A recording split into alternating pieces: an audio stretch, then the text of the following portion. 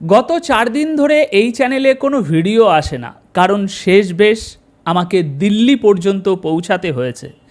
শেখ হাসিনাকে নিয়ে বেশ কয়েকদিন ধরে অনেকগুলো খবর ব্যাপকভাবে প্রচার হচ্ছে, কিন্তু গত 4 দিন ধরে আমি একটাও খবর বানাইনি। কেন? কারণ শেষ বেশ আমাকে দিল্লি পর্যন্ত পৌঁছাতে হয়েছে।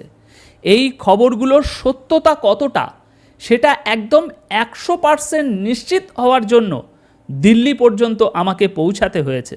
আর আজ দিল্লি পর্যন্ত পৌঁছে একদম বিশ্বাসযোগ্য স্থান থেকে, একদম নির্ভরযোগ্য কর্মকর্তাদের থেকে নিশ্চিত হওয়ার পর আজ শেখ হাসিনার এই খবরগুলোর বিষয়ে আজ আমি নিজে খবর করতে বসেছি। দর্শক, বিগত 1 সপ্তাহ ধরে শেখ হাসিনার বিষয়ে বেশ কয়েকটি খবর ব্যাপকভাবে প্রচার হচ্ছে। প্রথম, 23শে মার্চের মধ্যে শেখ হাসিনা বাংলাদেশে প্রবেশ করে যাচ্ছে। আসসালামু আলাইকুম প্রদর্শক শ্রোতা, সোশ্যাল মিডিয়ায় একটি নিউজ সাম্প্রতিক সময়ে ভাইরাল। শেখ হাসিনা 23শে মার্চ বাংলাদেশে ঢুকতেছেন, তার সকল বন্দোবস্ত করেছেন। শেখ হাসিনা বাংলাদেশে ঢুকে কোন জেলার কোথায় থাকবেন সেটিও নিশ্চিত হয়েছে। এটি কতটা সত্য, সম্পূর্ণ ভিডিও জুড়ে তার সত্যতা জানবেন। আশা করি সম্পূর্ণ ভিডিও জুড়েই থাকবেন। চলুন ভিডিওতে বিস্তারিত দেখে আসি। গত 4 দিন ধরে এই চ্যানেলে কোনো ভিডিও আসে না, কারণ শেষ বেশ আমাকে দিল্লি পর্যন্ত পৌঁছাতে হয়েছে। শেখ হাসিনাকে নিয়ে বেশ কয়েকদিন ধরে অনেকগুলো খবর ব্যাপকভাবে প্রচার হচ্ছে, কিন্তু গত 4 দিন ধরে আমি একটাও খবর বানাইনি। কেন? কারণ শেষ বেশ আমাকে দিল্লি পর্যন্ত পৌঁছাতে হয়েছে। এই খবরগুলোর সত্যতা কতটা সেটা একদম 100% নিশ্চিত হওয়ার জন্য দিল্লি পর্যন্ত আমাকে পৌঁছাতে হয়েছে। আর আজ দিল্লি পর্যন্ত পৌঁছে একদম বিশ্বাসযোগ্য স্থান থেকে, একদম নির্ভরযোগ্য কর্মকর্তাদের থেকে নিশ্চিত হওয়ার পর আজ শেখ হাসিনার এই খবরগুলোর বিষয়ে আজ আমি নিজে খবর করতে বসেছি। দর্শক, বিগত 1 সপ্তাহ ধরে শেখ হাসিনার বিষয়ে বেশ কয়েকটি খবর ব্যাপকভাবে প্রচার হচ্ছে। প্রথম, 23শে মার্চের মধ্যে শেখ হাসিনা বাংলাদেশে প্রবেশ করে যাচ্ছে 100% নিশ্চিত। দ্বিতীয় খবর, শেখ হাসিনাকে বাংলাদেশে ফেরানোর জন্য ভারত সরকারের তরফ থেকে বাংলাদেশের সেনাপ্রধানের হাতে একটা ব্লুপ্রিন্ট তুলে দেওয়া হয়েছে। তৃতীয় খবর, শেখ হাসিনাকে বাংলাদেশে ফেরানোর জন্য ইতিমধ্যে ভারতের 4 জন রয়ের অ্যাসেট বাংলাদেশে প্রবেশ করে গিয়েছে এবং তারা বাংলাদেশে গিয়ে শেখ হাসিনাকে ফিরিয়ে আনার পর কোথায় রাখা হবে নিরাপদে সেই জায়গা সমস্ত কিছু তারা নিশ্চিত করে আবার ভারতে ফিরে এসেছে। দর্শক, এই কয়েকটি খবর বেশ কিছুদিন ধরে আপনারা বিভিন্ন সংবাদ মাধ্যমে শুনতে পাচ্ছেন, কিন্তু এই খবর নিয়ে আমি একটাও খবর বানাইনি। কারণ এই যে খবরগুলো প্রচার হচ্ছে, যারা প্রচার করছে তারা তো কোনো একটা সোর্স থেকে এই খবরগুলো পাওয়ার পর তারা প্রচার করছে, তাই না? কিন্তু এই খবরগুলো পাওয়ার পর থেকে আমিও প্রচুর পরিমাণ অনুসন্ধান শুরু করি।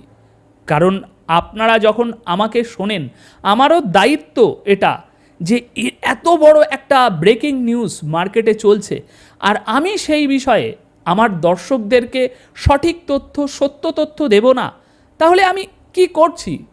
আমার যে কাজ সেটার উপরেই প্রশ্নবিদ্ধ হয়, তাই না?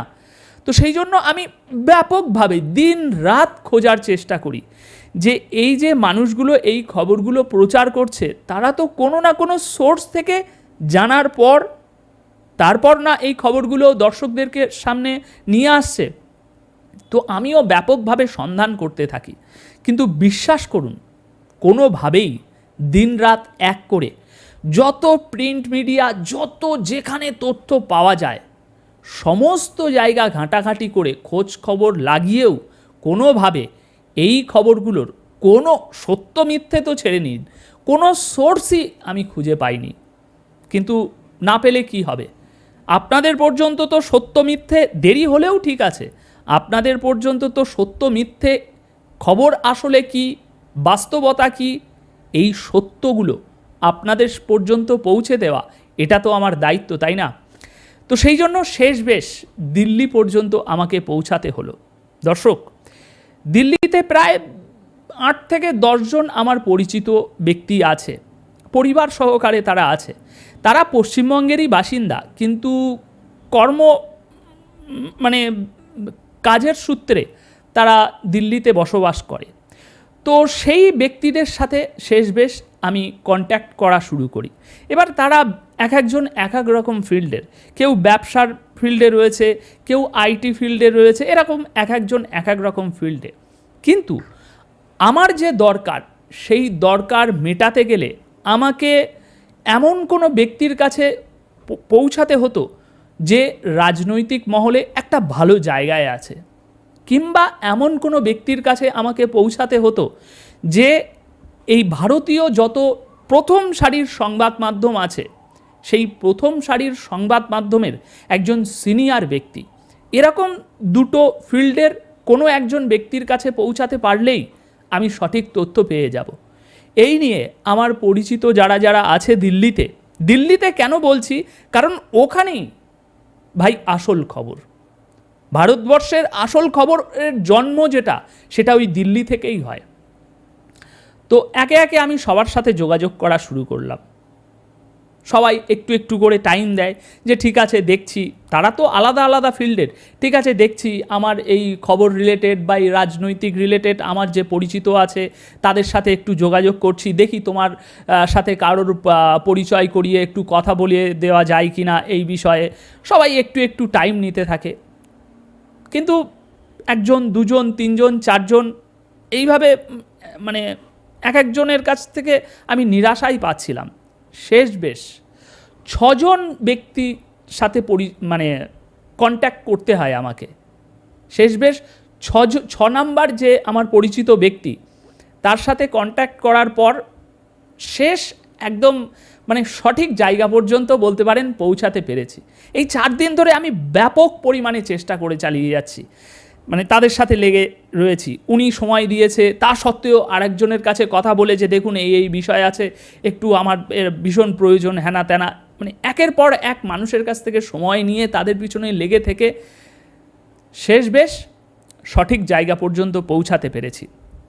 এখন দর্শক, যে জায়গায় আমি পৌঁছেছি এবং যার সাথে কথা বলে সমস্ত সত্য জানতে পেরেছি, সেই জায়গা এবং সেই ব্যক্তির নাম প্রাইভেসির কারণে আপনাদের সামনে বলতে পারবো না।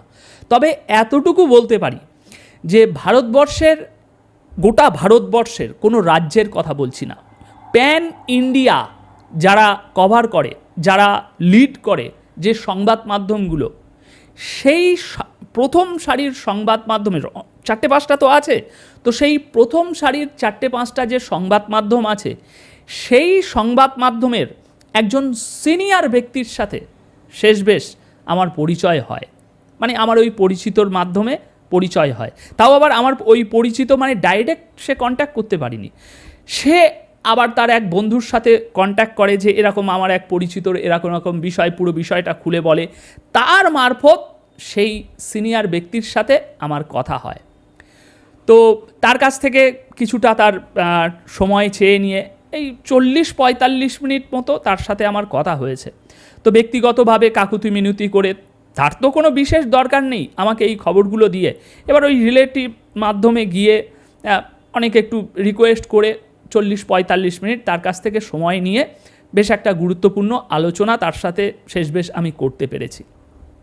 তো সেই আলোচনারই অংশ আমি এখন আপনাদের সামনে তুলে ধরব, এবং এই আলোচনার মাধ্যমে তার সাথে যে আলোচনা আমার হয়েছে সেখানে আমি যা জানতে পেরেছি, যে সেগুলোর মাধ্যমে আপনারা এখন স্পষ্টভাবে পুরো খাঁটি সত্য ভাই, 4 দিন পর যখন ভিডিও নিয়ে এসেছি, দেখুন ভিউজ পাওয়ার জন্য যদি ভিডিও বানাতে হতো তাহলে এই যে গঙ্গাটা বইছে না, এই গঙ্গায় আমিও ডুব দিতে পারতাম এবং ওই স্রোতে স্রোতে ভেসে আমিও ভিউজ তুলে নিতে পারতাম।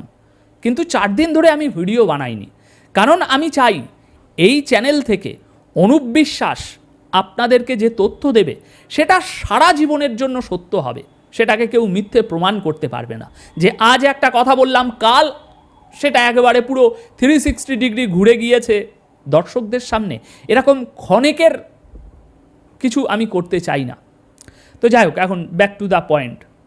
তো সরাসরি সময় তো খুব কম ছিল, সরাসরি তার কাছে আমি সোজা পয়েন্টে চলে যাই যে দেখুন দাদা, হিন্দিতে তার সাথে কথা হয়েছে, দেখুন দাদা বর্তমানে পশ্চিমবঙ্গের মিডিয়াতে এরকম কিছু খবর প্রচার হচ্ছে যে মার্চ মাসের মধ্যেই শেখ হাসিনা বাংলাদেশে ঢুকে যাচ্ছে এবং ভারত সরকারের তরফ থেকে বাংলাদেশ সেনাবাহিনীর হাতে, সেনা প্রধানের হাতে এরকম একটা কাগজপত্র পৌঁছে গিয়েছে এবং ভারতের রয়ের অ্যাসেট নাকি 4-5 জন বাংলাদেশে ঢুকে গিয়েছে, এই সেই বিষয়। তা এই বিষয়ে আমিও একজন সাংবাদিক, ইউটিউবে ভিডিও বানাই, তো এরকম অনেকে বানাচ্ছে, কিন্তু আমি যে ভিডিও বানাবো কোনো রকম সোর্স পাচ্ছি না, বহুত খোঁজ খবর করেছি, কিছুই পাচ্ছি না। এখন আপনারা তো এরকম একটা মানে টপ জায়গায় আছেন, আপনাদের হাতে নেই, জানা নেই, তথ্য নেই, এমন কিছু নেই, আপনারা জানেন না মানে পুরো ইন্ডিয়া জানে না, এরকম একটা ব্যাপার। তো এই বিষয়ে আমাকে একটু অবগত করুন, একটু পথ প্রদর্শন করুন যে কি হচ্ছে আসলে। তো দর্শক, এই সমস্ত কিছু শোনার পর তিনি আমাকে সোজাসুজি উত্তর দেওয়ার বদলে কয়েকটি প্রশ্ন করলেন। তার প্রথম প্রশ্ন ছিল, আচ্ছা ভাই, এই যে এত বড় বড় খবরগুলো পশ্চিমবঙ্গের মিডিয়াতে, ইউটিউবে প্রচার করা হচ্ছে, এত বড় বড় ব্রেকিং নিউজ, তা এগুলো শুধুমাত্র কেন পশ্চিমবঙ্গের মিডিয়াতে প্রচার করা হচ্ছে? এগুলো তো অনেক ব্রেকিং নিউজ, তাই না? এরকম ব্রেকিং নিউজ প্রচার করার জন্য আমরা বসে আছি, মুখিয়ে আছি, আমরা হাজার হাজার টাকা মাইনে দিয়ে লোক পুষে রেখেছি এরকম ব্রেকিং নিউজ খুঁজে বের করার জন্য। সবার আগে খুঁজে বের করে আমাদের চ্যানেলে প্রচার করা হবে, তার জন্য আমরা মানে লক্ষ লক্ষ টাকা খরচ করছি। কিন্তু তা সত্ত্বেও শেখ হাসিনার এই যে 3-4টে ব্রেকিং নিউজ, এগুলো কেন শুধুমাত্র পশ্চিমবঙ্গের মিডিয়াতে প্রচার করা হচ্ছে? কেন প্যান ইন্ডিয়ার যে সংবাদ মাধ্যম রয়েছে, সারা ভারতবর্ষের যে সংবাদ মাধ্যম, সেই সংবাদ মাধ্যম এবং ভারতবর্ষের লিডিং যে সংবাদ মাধ্যমগুলো, ভারতবর্ষে কি হচ্ছে সারা বিশ্ব জানে যে গণমাধ্যমগুলোর মাধ্যমে, সেই গণমাধ্যমগুলোতে কেন প্রচার হচ্ছে না? এত বড় কয়েকটা ব্রেকিং নিউজ শুধুমাত্র পশ্চিমবঙ্গের মিডিয়াতে কেন প্রচার হচ্ছে? এটা ছিল তার প্রথম প্রশ্ন।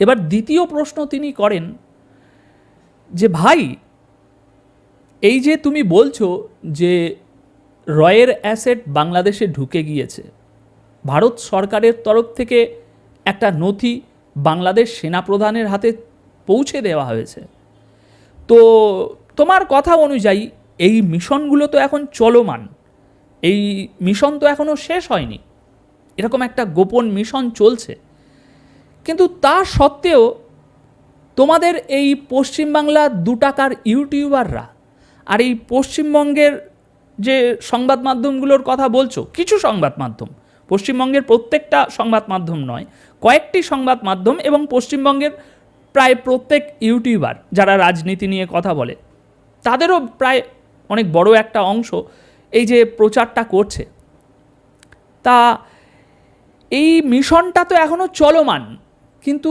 এরকম একটা চলমান মিশনের সমস্ত তথ্য এই 2 টাকার ইউটিউবাররা কি করে জানতে পারলো? যদি তারা সত্যি জেনে থাকে যে এরকম রয়ের এজেন্টরা বাংলাদেশে ঢুকে এই সমস্ত কাজকর্ম করে এসেছে, ভারত সরকারের তরফ থেকে এরকম নথি পাঠানো হয়েছে বাংলাদেশ সেনাপ্রধানের হাতে, এটা তো কোনো জায়গায় ছাপেনি বা কোনোভাবে ব্রেকিং হয়নি। ব্রেকিং হলে আমরাই তো প্রচার করতাম, আমরা প্রচার করিনি মানে ব্রেকিং হয়নি। সুতরাং তারা বলছে, অর্থাৎ তারা কোনো না কোনো একটা মাধ্যম থেকে এই গোপন খবরগুলো টপ সিক্রেট, এগুলো টপ সিক্রেট, এগুলো কোনোভাবে তারা জেনেছে। তাহলে এখানে তো ভাই একটা প্রশ্নবিদ্ধ হচ্ছে, একটা এই যে তার যে গৌরব উজ্জ্বল একটা নাম আছে, তারা খুব টপ সিক্রেটভাবে কাজ করে, শত্রুর মানে এও পর্যন্ত জানতে পারে না কি হতে চলেছে, তাহলে তাদের যে গৌরব উজ্জ্বল নামটা আছে সেটা তো কালিমা লিপ্ত হচ্ছে। এই মিশন চলাকালীন অবস্থায় এই মিশনের সমস্ত গোপন তথ্য কিভাবে এই ইউটিউবার এবং এই সংবাদ মাধ্যমগুলো জেনে যাচ্ছে। যদি তারা সত্যি জেনে থাকে তাহলে তো ভারত সরকার এবং ভারতের রয়ের যে কার্যক্ষমতা, যে সিক্রেট তাদের যে মেনটেন করার বিষয়, সেগুলো তো সবই প্রশ্নবিদ্ধ, সেগুলো তো সবই মুখ থুবড়ে পড়েছে। এমনটাই তো, তাই না? কারণ একটা মিশন চলছে, সেই মিশনের সমস্ত তথ্য তোমাদের এই ইউটিউবাররা জেনে যাচ্ছে। তাহলে তো ভারত সরকার এদেরকে মানে কোনো দেশই ভরসা করতে পারবে না, বা কোনো রকম মিশন তারা এরপরে আর পরিচালিত করে সাকসেসফুল হতে পারবে না। কারণ সামান্য সামান্য ইউটিউবাররা একটা দেশ পরিচালনাকারী সংস্থার সমস্ত টপ সিক্রেট মিশন চলাকালীন অবস্থাতেই জেনে যাচ্ছে। তো এরকম মানে অনেক রকম আরও কিছু তিনি জিনিস বললেন। তো এখন সেই সমস্ত কিছু বলতে গেলে আরও ভিডিওর সময় অনেক বড় হয়ে যাবে। তো এখন শেষ বেশ আমি তাকে বলি যে স্যার, মাথা আমার গেজিয়ে যাচ্ছে, আপনি একটু সহজ সরল করে একটু গুছিয়ে বলুন যে আসল ঘটনাটা কি হচ্ছে। এত কিছু আমি শুনতে চাচ্ছি না, আপনি যা বলছেন আমার মাথা এখন প্যাঁচ লেগে যাচ্ছে, আমি মানে ধরতে পারছি না। আপনি একটু সহজ করে আমাকে বোঝান, যাতে আমি আমার দর্শকদের সামনে সত্যগুলো তুলে ধরতে পারি এবং তাদেরকে সঠিক পথ দেখাতে পারি। তো তখন তিনি বললেন যে এগুলো কি কারণে হচ্ছে বা কি বিষয় সেগুলো সব বললেন, এবং এটাও তিনি বললেন যে অ্যাকচুয়ালি শেখ হাসিনাকে ভারত সরকার বাংলাদেশে ফেরাতে মরিয়া হয়ে রয়েছে। বাংলাদেশে আওয়ামী লীগ শেখ হাসিনাকে পুনঃপ্রতিষ্ঠা করার জন্য ভারত সরকার একেবারে তার সর্বশক্তি লাগিয়ে দেবে এবং প্রতিষ্ঠা করেই ছাড়বে। কিন্তু কিভাবে করবে সে বিষয়েরও কিছু একটা আভাস তিনি আমাকে দিয়েছে। তো সর্বপ্রথম তিনি বললেন যে দেখো, এই যে খেলাটা হচ্ছে, এই খেলাটার নাম হচ্ছে পিআর গেম। এই খেলাটার নাম হচ্ছে টিআরপি গেইন করা, সংবাদ মাধ্যম যেগুলো করছে। আর ইউটিউবে এই ভিডিও বানিয়ে যে ইউটিউবাররা এই খবরগুলো প্রচার করছে, তাদের একমাত্র উদ্দেশ্য হচ্ছে ভিউজ গেইন করা। তারা এই যে খবরগুলো প্রচার করছে, ওনার মানে 10টা কথার একটাই সারাংশ, সেগুলো সম্পূর্ণ ভুয়ো, অসত্য, মিথ্যে তথ্য। সেগুলো কোনো ব্যক্তির একজন ব্যক্তির ব্যক্তিগত মতামত, যে শেখ হাসিনা ফিরছে, সেনাপ্রধানের হাতে তথ্য চলে গিয়েছে, এগুলো কোনো সোর্স বেস খাঁটি তথ্য নয়। এগুলো তার অভিজ্ঞতা অনুযায়ী, এগুলো কোনো না কোনো ব্যক্তির ব্যক্তিগত ধারণা। তো সেই ব্যক্তিগত একজন ব্যক্তি ব্যক্তিগত ধারণা প্রচার করেছে, সেই ধারণাটা আরও 10 রকমভাবে প্রচার করে এখন তোমাদের মিডিয়াতে একটা বিষয় পুরোপুরি মানে স্ট্যাবলিশ হয়ে গিয়েছে যে এরকম একটা কিছু হতে চলেছে। একটা মিথ্যে 10 বার বললে সেটা শেষ বেশ সত্যি মনে হতে শুরু করে। তো সেরকম কিছু হয়েছে, তিনি এমনটাই আমাকে আর কি বোঝালেন। তো এ বিষয়ে আমি আর বেশি কিছু জানতে ওনার কাছে উৎসাহী হলাম না, কারণ বুঝে গিয়েছি আমি খেলাটা কি হয়েছে, এবং আপনারাও নিশ্চয়ই বুঝতে পারছেন। তো এবার শেষ বেশ আমি তার কাছে শেষ একটা প্রশ্ন বা জানার জন্য উৎসাহী হয়ে তার কাছে আরও কিছুটা সময় চাইলাম। মানে সেও তো ব্যস্ত, কোনো রকমে আর কি সময় দিচ্ছিলেন। তো শেষ বেশ জিজ্ঞাসা করলাম যে স্যার, তাহলে শেখ হাসিনা কি দেশে ফেরার আর তাহলে কোনো সম্ভাবনা নেই? যা বলছেন সেই হিসাবে তো মানে শেখ হাসিনার কোনো ফেরার চান্সই খুঁজে পাচ্ছি না। তখন তিনি যা বললেন আমাকে, সেটা সত্যি ভাবনায় ফেলে দেওয়ার মতো। তো তিনি বললেন যে দেখো শেখ হাসিনাকে ভারত সরকার বাংলাদেশে ফেরাতে মুখিয়ে রয়েছে এবং ভারত সরকার তার সর্বশক্তি দিয়ে শেখ হাসিনাকে বাংলাদেশে ফেরাবে। কিন্তু তবু আমি প্রশ্ন করলাম যে স্যার কীভাবে, তাহলে কিভাবে এটা সম্ভব? কোনোভাবেই তো আমরা সম্ভাবনা দেখতে পাচ্ছি না।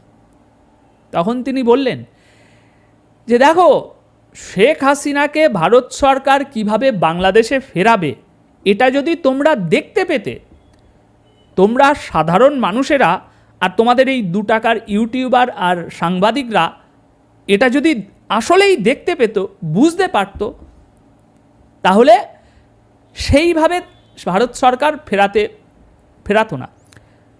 একটু হয়তো আমাকে বোঝাতে ভুল হচ্ছে, মানে তিনি হিন্দিতে সব কিছু মানে করেছে, তো আমি ঠিকভাবে এক্সপ্লেন করতে পারছি না। দর্শক, তিনি বিষয়টা কিছুটা এরকম বোঝাতে চেয়েছে যে দেখো, শেখ হাসিনাকে ভারত সরকার বাংলাদেশে কিভাবে ফেরাবে এটা ধারণা করা তোমাদের মতো ব্যক্তিদের কর্ম নয়। সাধারণ মানুষ এটা সাধারণ মানুষের ভাবনার বাইরে যে ভারত সরকার কোন পদ্ধতিতে, কোন প্ল্যানিংয়ে, কোন মাস্টার স্ট্রোকে ভারত সরকার শেখ হাসিনাকে আবারও বাংলাদেশে প্রতিষ্ঠা করাবে, এটা একটা সাধারণ মানুষের পক্ষে ভেবে সেই বিষয়টা বার করা অসম্ভব প্রায়। কারণ একটা সাধারণ মানুষ যদি ভেবে বার করতে পারে যে এরকমভাবে এরকম কিছু হতে পারে, তাহলে সেটা একটা ইন্টেলিজেন্স, একটা ম্যাটুকুলাস পরিকল্পনা কখনোই হতে পারে না। যেমন এই ইউনূস সরকার যে ম্যাটুকুলাস পরিকল্পনার মাধ্যমে বাংলাদেশে মসনদে বসলো, সেটা কি আমরা কখনোই এর আগে কল্পনাও করতে পেরেছি? পারিনি তো, তাই না? কিন্তু সেরকম একটা কিছু ঘটেছে। তো ওনার কথা হচ্ছে এরকমই একটা কিছু ঘটবে, সেই ঘটনার মাধ্যমেই শেখ হাসিনা বাংলাদেশে আবার পুনঃপ্রতিষ্ঠিত হবে। এবং কি ঘটবে সেটা তুমি, আমি বা সাধারণ জনগণ কখনোই তার ধারণা করতে পারবে না। যদি ধারণা করে ফেলে তাহলে সেই মিশন ফেল হবে। সুতরাং সাধারণ মানুষের ধারণার বাইরে এরকমই কিছু ম্যাটুকুলাস পরিকল্পনা ভিতরে চলতে ইতিমধ্যেই শুরু করেছে। এবং এরকম ধরনের ম্যাটুকুলাস পরিকল্পনা কোনো দিন 1 সপ্তাহ, 1 মাস বা 1 বছরের মধ্যে সম্পূর্ণ হয় না। এগুলো অনেক বৃহৎ একটা স্ট্র্যাটাজি হয়। 1 বছর, 2 বছর, 3 বছর, 4 বছর, এরকম একটা দীর্ঘ খেলা হয়। একটু করে সেই খেলাটাকে এগিয়ে নিয়ে যাওয়া হয়, যাতে সাধারণ মানুষ গুণক্ষরেও টের না পায় যে কি হচ্ছে আসলে।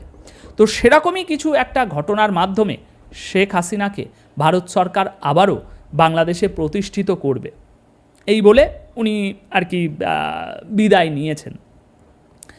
তো দর্শক, এই ভিডিওটির মাধ্যমে গত 4 দিন ধরে ভিডিও না বানিয়ে এই ভিডিওটির মাধ্যমে যে সত্যটুকু আমি আপনাদের কাছে পৌঁছে দিতে চেয়েছি, আশা করি সময় অনেক হয়ে গিয়েছে, আর আপনাদের বেশি সময় নেব না। আশা করি আমাকে আর এই শেষে এসে এক্সট্রা করে বুঝিয়ে দিতে হবে না যে দর্শক, এই ভিডিওটির মাধ্যমে আমি আপনাদেরকে ঠিক কী বোঝাতে চেয়েছি।